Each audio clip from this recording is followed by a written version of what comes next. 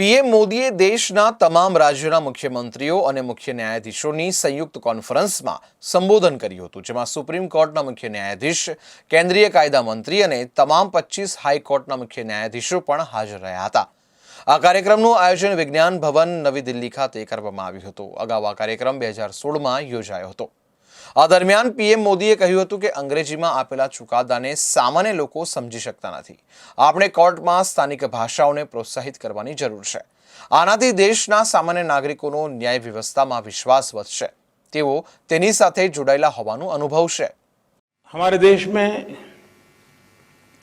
जहां एक और जुडिशरी की भूमिका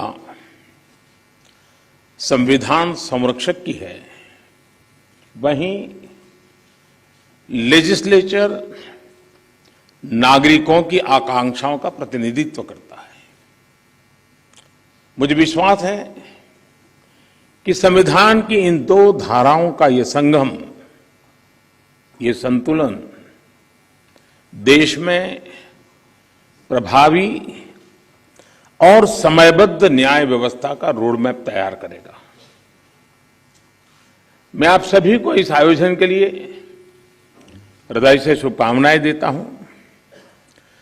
साथियों, मुख्यमंत्रियों और मुख्य न्यायाधीशों की ज्वाइंट कॉन्फ्रेंस पहले भी होती आई है और उनसे हमेशा देश के लिए कुछ न कुछ नए विचार भी निकले हैं।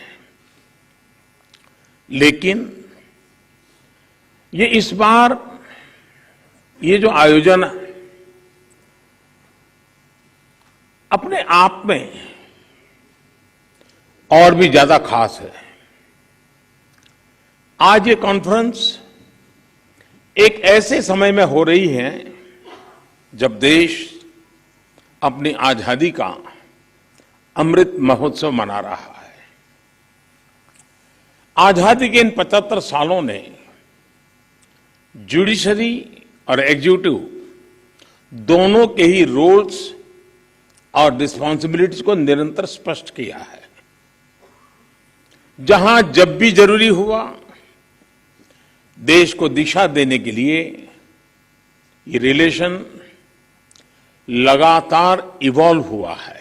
साथियों, आज जब हम टेक्नोलॉजी और फ्यूचरिस्टिक अप्रोच की बात कर रहे हैं, तो इसका एक important aspect tech friendly human resources भी है। टेक्नोलॉजी आज युवाओं के जीवन का स्वाभाविक हिस्सा है। यह हमें सुनिश्चित करना है कि युवाओं की एक्सपर्टाइज, उनकी प्रोफेशनल स्ट्रेंथ कैसे बने। आजकल कई देशों में लॉ यूनिवर्सिटीज में blockchains, electronic discovery, cyber security, robotics, artificial intelligence और बायो एथिक्स जैसे विषय पढ़ाए जा रहे हैं। हमारे देश में भी legal education in international standard के मुताबिक हो, यह हम सबकी जिम्मेदारी है। इसके लिए हमें मिलकर प्रयास करने होंगे। साथियों, हमारे देश में आज भी हाई कोर्ट्स और सुप्रीम कोर्ट की सारी कार्यवाही इंग्लिश में होती है और मुझे अच्छा लगा सीजेआई ने स्वयं ने इस विषय को स्पर्श किया। तो कल अखबारों को पॉजिटिव खबर का अवसर तो मिलेगा अगर उठा ले तो।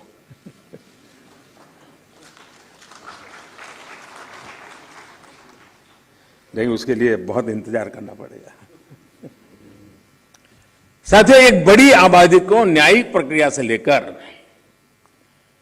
फैसलों तक को समझना मुश्किल होता है। हमें इस व्यवस्था को सरल और आम जनता के लिए ग्राह्य बनाने की जरूरत है। हमें कोर्ट्स में स्थानीय भाषाओं को प्रोत्साहन देने की जरूरत है। इससे देश के सामान्य नागरिकों का न्याय प्रणाली में भरोसा बढ़ेगा, वो उससे जुड़ा हुआ महसूस करेगा। अब इन समय हम एक कोशिश कर रहे हैं कि टेक्निकल एजुकेशन और मेडिकल एजुकेशन मातृभाषा में क्यों नहीं होना चाहिए। हमारे बच्चे जो बाहर जाते हैं दुनिया की वो भाषा कोशिश करते हैं पढ़ करके फिर मेडिकल कॉलेज की, तो हम हमारे देश में कर सकते हैं। और मुझे खुशी है कई राज्यों ने मातृभाषा में टेक्निकल एजुकेशन, मेडिकल एजुकेशन के लिए कुछ इनिशिएटिव लिए हैं। तो आगे चल करके उसके कारण गांव का गरीब का बच्चा भी जो भाषा के कारण रुकावटें महसूस करता है, उसके लिए सारे रास्ते खुल जाएंगे। और ये भी तो एक बड़ा न्याय है, ये भी एक सामाजिक न्याय है।